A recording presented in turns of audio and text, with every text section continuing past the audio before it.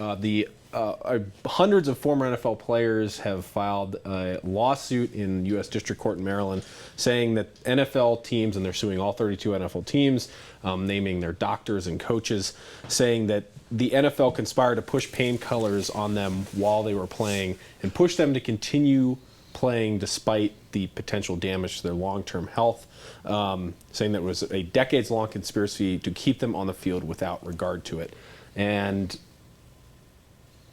it just seems that the NFL is just going to keep getting this from retired players. Dan, I think what we're finding out is there were absolutely no controls. No. Back in the 60s, 70s, 80s, even as late as the 90s, and now, you know, all this fruit is well, how much do you guys know about players using painkillers? I mean, I imagine given what they do, every single Sunday. Dan, in every sport. You have to in use every them. sport. In the NFL in particular, though. Well, Aaron Rodgers had a leg problem last year, not this past season, but the season before that, and he made a decision in one of the playoff games to take his pain shot that helped him relax his leg at halftime as opposed to the start of the game, and he played a lot better in the second half.